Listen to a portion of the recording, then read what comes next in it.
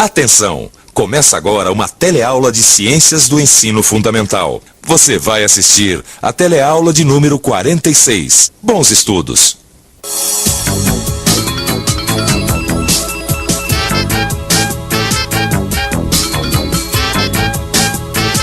Nós vimos na nossa última teleaula que os agricultores e pecuaristas estão sempre selecionando animais mais gordos, vacas que dão mais leite, as plantas que produzem os melhores frutos. Ou seja, eles estão sempre querendo melhorar a quantidade e a qualidade na produção dos alimentos. Tá bom, mas o que o meu fermento tem a ver com isso? É que hoje a gente vai ver que alimentos como o pão, o bolo, a cerveja, não pode ser produzido sem a utilização do fermento, que é um ser vivo e que vem sendo utilizado pelo homem há muito tempo. Nessa teleaula, você vai ficar sabendo que no pão, no iogurte e em outros alimentos existem micro-organismos.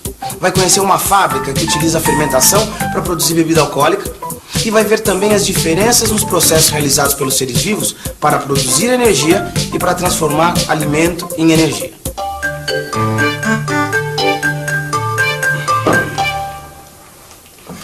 Bom, enquanto a Maria começa a fazer o pão, a gente vai começando a nossa teleaula de hoje. Você sabia que existem dois tipos de fermento?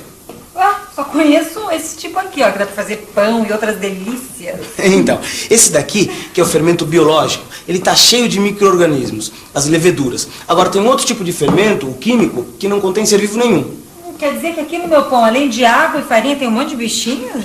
Maria, e são justamente esses bichinhos, as leveduras, que fazem o pão crescer.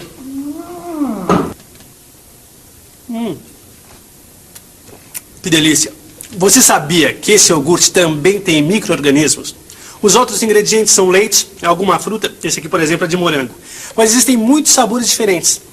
Sabe uma outra bebida que também contém micro-organismos? A cerveja, que leva suco de cevada e fermento também. No iogurte, na cerveja e no pão existem micro-organismos. Então, Maria, quando você colocar essa massa para descansar, as leveduras vão estar trabalhando muito dentro da massa. Trabalhando como, Lineu? Olha, elas se alimentam, crescem, se reproduzem e liberam gás. E vai ser justamente esse gás que vai fazer a massa crescer. Eu sabia que estava aqui. Olha só. Esta receita para fazer iogurte é a mesma que minha mãe usava. E foi minha avó que ensinou para ela. Os fermentos biológicos são feitos de levedura e são usados há séculos na fabricação de alimentos. Olha só, é muito fácil fazer iogurte. A gente só precisa pôr um pouco de iogurte já pronto em um recipiente com leite fervido. Simples. Viu só que interessante? Vou experimentar fazer esse iogurte hoje à noite. E você? Não quer fazer também? Opa! Oi! O que você tá fazendo de gostoso pra gente aí, Maria? Eu tô fazendo um pão caseiro pra gente comer com esse vinho aqui, ó, que você trouxe. E eu, por coincidência, estou preparando uma aula que eu vou dar sobre os micro-organismos que existem no fermento. E por coincidência também, esse vinho, ele é produzido através da fermentação do suco de uva.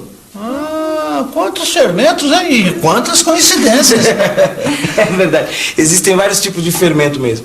Vocês gostariam de fazer uma experiência que eu faço com os meus alunos? Eu quero. Então, Maria, aproveita que está com a mão na massa e faz 3 bolinhas aí dessa massa, tá certo? Alberto, por favor, coloca um pouco de água para ferver e também me traz 2 copos com água. 2 por quê? Eu não tô com sede. Mas não é para beber, é para botar as bolinhas, né? Tá bom. Bom, isso, Maria, obrigado. Obrigado, Alberto. Então vamos fazer o seguinte. Vamos colocar essa bolinha aqui nesse copo e deixar aqui na temperatura ambiente, tudo bem? Essa outra, Maria, faz um favor pra mim? Você coloca lá na panela de água que tá fervendo. Tá bom. Isso. E essa aqui, Alberto, por favor, você coloca lá na geladeira. Vamos lá?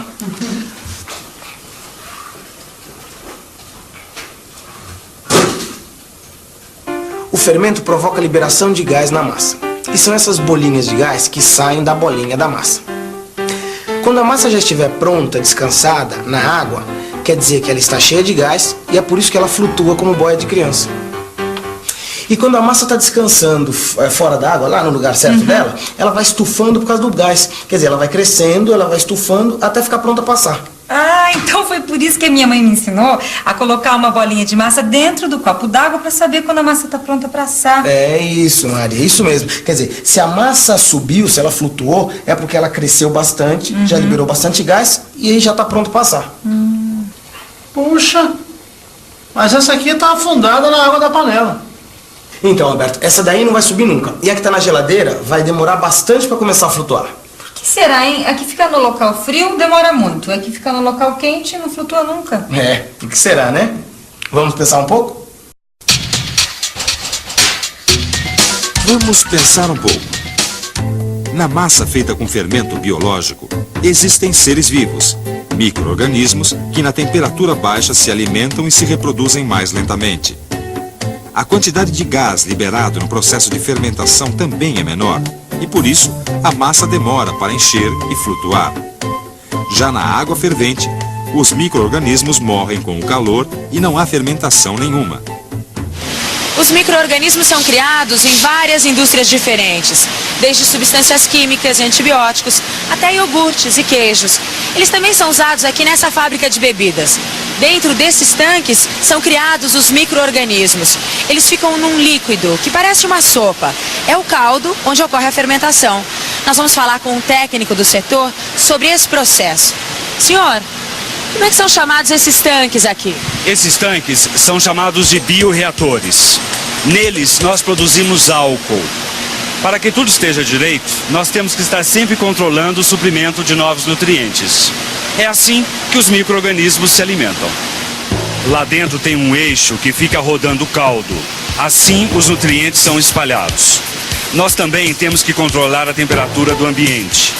Claro que sempre trabalhamos com tanque, caldo e instrumentos esterilizados, para evitar qualquer tipo de contaminação. Então, só temos aqui os micro-organismos que nos interessam, e nenhum intruso. Nós já estudamos que a respiração é absolutamente fundamental para os seres vivos. Então, é a reação da glicose com o oxigênio que libera energia para os seres vivos crescerem, se reproduzirem. E a gente viu também que na respiração, além da energia, é liberado também o gás carbônico. Glicose mais oxigênio igual energia mais gás carbônico. Ô, Lineu, se todos os seres vivos respiram, então todos eles precisam de oxigênio para viver. Bom, Alberto, na verdade não é todo ser vivo que respira. Existem seres que vivem mesmo sem oxigênio. É o caso das leveduras que a gente está estudando. Ao invés de elas respirarem, elas fermentam. Existe oxigênio dentro desses tanques? Sim, pode existir um pouco. Mas os micro-organismos que estão aí crescendo não precisam de oxigênio para viver. Eles conseguem transformar os alimentos em energia sem o oxigênio. Eles não realizam o processo da respiração. Eles realizam a fermentação.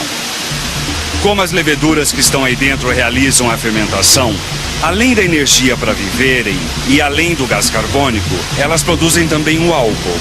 E é por isso que nós precisamos delas aqui na fábrica, para produzir o álcool. Então as leveduras produzem álcool durante a fermentação. Glicose igual a energia mais gás carbônico mais álcool. Engraçado, né, Lineu? Eu não sabia disso, não. É, porque nós e muitos outros animais precisamos do oxigênio para sobreviver, né? Mas os micro-organismos que fazem fermentação não precisam, né? Os seres vivos transformam os alimentos e obtêm energia através de diferentes processos. Um desses processos é a respiração, que utiliza o oxigênio. O outro é a fermentação, que não utiliza o oxigênio e que produz álcool. Nós vimos hoje aqui nessa fábrica que os seres humanos conseguem produzir bebidas alcoólicas, como a cerveja, o vinho, através da fermentação que os micro-organismos realizam. Muitos antibióticos também são produzidos a partir de micro-organismos, além de substâncias químicas, fertilizantes, o álcool combustível. Ou seja, o ser humano precisa e muito dessas pequenas criaturas que estão invadindo cada vez mais as indústrias. Por exemplo, o álcool, que serve de combustível para os automóveis, também é produzido através da fermentação da cana-de-açúcar. Existem micro-organismos especiais que, ao fermentarem, produzem gás carbônico e gás metano. É com o gás metano que é feito o biogás. É um gás que serve de combustível para ônibus em algumas cidades. Os biodigestores são grandes tanques de fermentação que produzem biogás e fertilizantes. Os restos de animais e vegetais, o esterco, podem ser utilizados nesses grandes fermentadores. Bom, antes de chegar em casa, vou passar num supermercado para comprar um fermento e fazer um pão. Não. Eu não esqueci, não. Eu vou provocar um processo de fermentação lá em casa, misturando a massa com o fermento. Enquanto isso, você fica com a revisão da nossa teleaula de hoje. E atenção, se liga aí que é hora da revisão. Nós aprendemos na teleaula de hoje que as leveduras são micro-organismos que existem no fermento biológico e que a fermentação é um processo realizado por seres vivos. Nós vimos também que grandes quantidades de micro-organismos podem ser criadas nos biodigestores e que alguns seres vivos não realizam a respiração, pois eles obtêm energia para viver através da fermentação. Por último, nós aprendemos que para fazer a fermentação não é necessário oxigênio. Vimos que o homem se utiliza de micro-organismos e de fermentação para produzir industrialmente certas substâncias como o álcool. Então, como a gente está vendo, tem muita coisa para aprender sobre a natureza e coisas super interessantes. Para saber mais, o jeito é estudar bastante, lendo as apostilas, mas também livros e revistas. Até a próxima!